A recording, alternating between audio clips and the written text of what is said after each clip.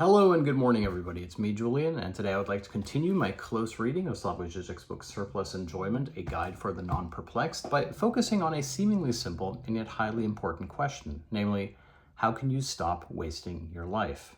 How can you be more happy and fulfilled? And Slavoj Žižek's basic argument, although he doesn't put it in those simple terms, is that psychoanalysis contains the formula or the secret when it comes to leading a better, more fulfilled life. And so what I'd like to do in the next 10 minutes or so is give you a step-by-step explanation of Slavoj Žižek's argument and how it works. Thank you for everybody who's watching, and thank you especially to the patrons who allow me to keep making these philosophical videos. If you'd like to download my complete guide to Žižek ebook, please consider becoming a patron. Okay, so let's begin. Žižek's basic argument is that we live in a permissive society, a society in which access to things that make us feel good is easier than ever before. Like, you can go on the internet and watch anything you want. Technically, when you're in school, they tell you that you could do anything you want once you grow up, etc. We have more freedom than ever before, and yet at the same time, we are less happy. We are more depressed than ever before. Žižek's basic argument, therefore, is that permissive societies kill enjoyment and happiness. The more nominally free a society is, the more depressed we are. In fact, his basic formula is that the opposite of oppression is depression. Now, in order to understand that, it's important to note that Slavoj Žižek is making a Freudian Lacanian argument about enjoyment, which is to say that for Freud and Lacan both, enjoyment is something that emerges only against the backdrop of prohibition, of an authority that tells you that you should not want it, that you should not desire it. Therefore, for Slavoj Žižek, the easiest way to stop enjoying something is to already have it. At that point, it becomes symbolically void. Instead, what's pleasurable is the journey towards it. It's the overcoming of the barrier or the obstacle that stands in between you and the object of your desire. Within a permissive society, this barrier or obstacle is removed. Therefore, it is easier to become happy nominally, and yet you remain repressed. You remain unsatisfied. You may remain depressed, as it were. Now, in order to properly understand Žižek's argument, it can be really helpful to understand the difference between the ideal ego, the ego ideal, and the superego. So the ideal ego is basically the idealized self-image that you have of yourself, how you would like to be, how you would like to imagine yourself to be, and perhaps more importantly, how you would like other people to perceive you. This is the ideal ego, which Lacan places on the level of the imaginary. It's an imaginary image of yourself, an ideal of sorts.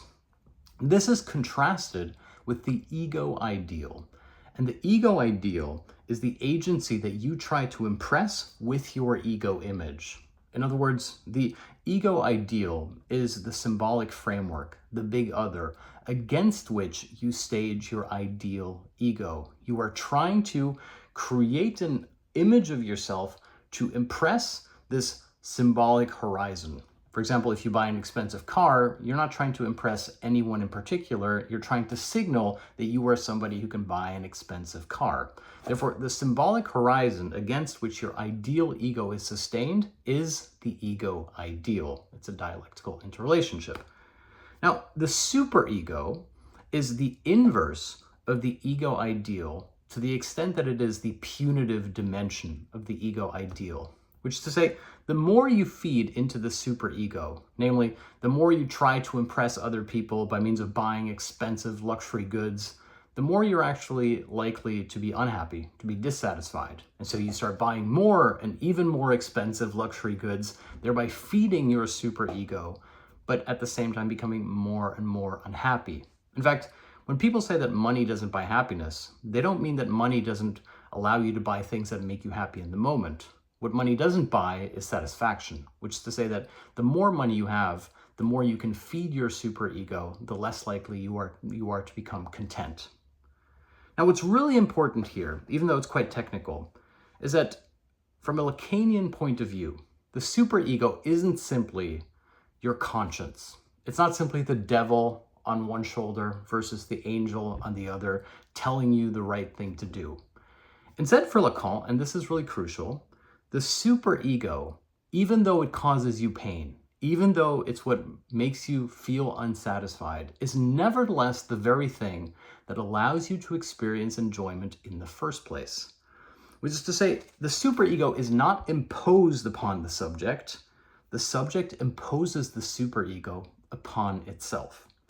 This means that the subject is, as Žižek puts it, constitutively divided in itself. Its psychic intimacy exists only if there is a big other, a space alienated from the subject to which it relates. Which is to say, the more you give, the more you feed the superego, the less likely you are to be happy.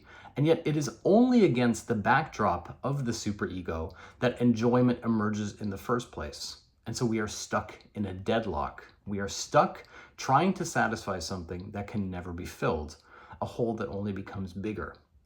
Now, it's important to note here, to make it a little bit simpler for a moment, that Žižek's basic position is that we're all stuck in this deadlock. On the one hand, we want to be narcissistic. We want to be selfish. We want to do things that make us feel good. And yet, when we're completely left to our own devices and we have access to everything that's supposed to make us happy, we nevertheless remain unhappy.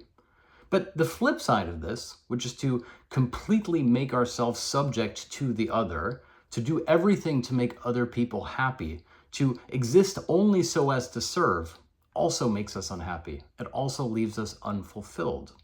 And so we're stuck between the inclination towards being selfish, which we want to do to make us feel good, versus the inclination to be radically subject to others, to empty ourselves out completely for and on behalf of the other.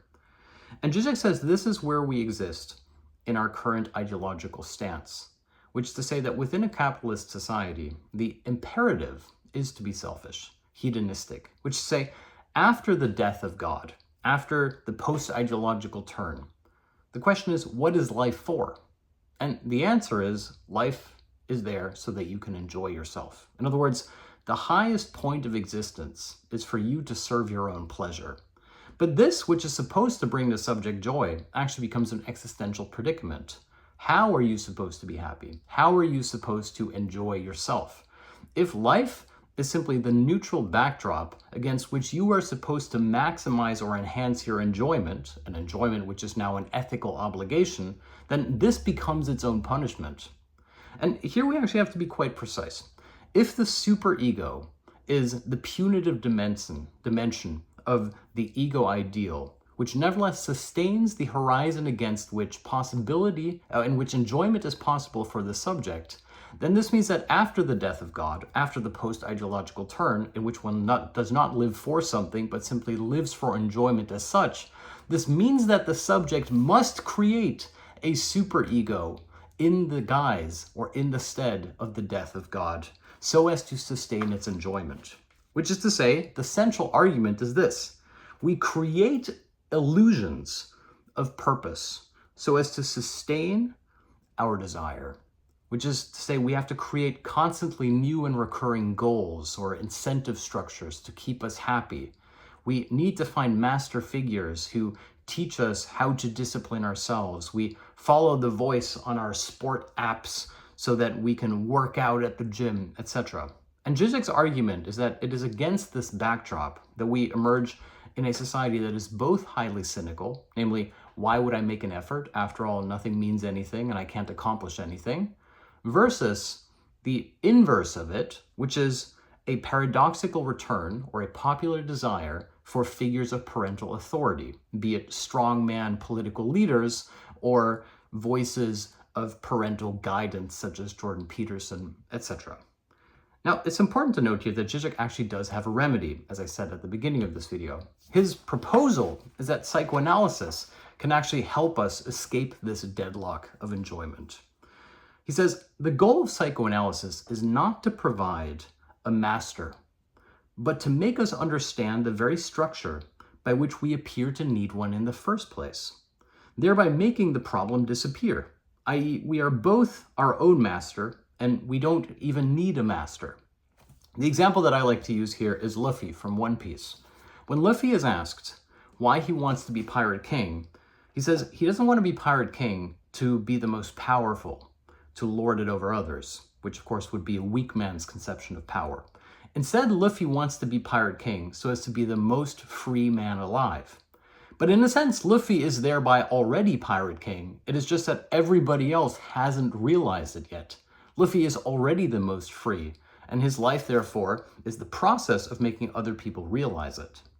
In a sense, you could say that the same is true from the stance of psychoanalysis. Psychoanalysis isn't trying to make you strong so as to thrive within a repressed society, nor is it trying to make you someone who is the best amongst your peers.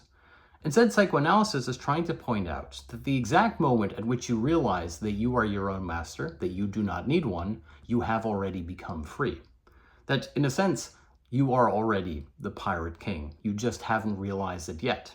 And as soon as you realize this, it's up to other people to start realizing it as well. Now, what I'd like to finish on here is that Žižek essentially is therefore arguing that if you want to be happy, you have to find something that you dedicate your entire life to. Essentially, this is your symptom. And yet, it has to be a project that you can't, by definition, complete. A project that is infinite. For example, Žižek says that the only way that he can properly enjoy life, reading books, going to movies, etc., isn't because he likes reading books and going to movies. It's because when he reads a book or goes to a movie, he knows that he can then put it into a book. Which is to say, his philosophical project sustains his desire to get up in the morning and participate in everyday life. Everything is filtered back into the book. And here we have the Lacanian maxim that you should love your symptom like yourself. Identify the thing that gives your life structure and meaning and purpose, and then everything else becomes filtered through that very thing. But the key thing here, and I want to caution here, is that you can't simply make yourself completely subservient to it. Instead, there must always be a dimension by which what you do, your symptom, is also of service to others. Thereby, the best, if you will, symptom is one that equally serves your needs inasmuch as it serves others. Stefan Zweig, the Austrian writer, has what I think is a cautionary tale of someone who falls in love with their own symptom, but it doesn't serve anybody else. He writes about a man, an old Jewish man, who sits at a cafe every day, and all he does is read. He reads catalogs, not books, but catalogs about books, over and over and over again. It's all he does. He's essentially almost a psychotic. And one day the man disappears. And years later, Stefan Zweig goes to the cafe and says, what happened to that old man? And the proprietress of the cafe says that one day, the catalog that the man was reading had a forbidden or banned book on it, which put him on a list of political suspects. He was arrested and tortured. He, of course, had no idea why he was arrested or what he was being tortured for, therefore remained in prison. Finally, they realized that he was a fool, released him. He walked back to the cafe and promptly died. Here we have a very poetic story from Stefan Zweig about what happens when you fully psychotically give yourself to your symptom. Instead, in some way, you have to be not just the passive agent of your symptom, but also the one who shapes it, the one who is the master of it. You have to become both the agent and the master of your symptom. Therefore, identify something that you feel like it is worth dedicating your entire life towards, so that every day you can wake up in the morning looking forward to doing that thing, overcoming that hurdle.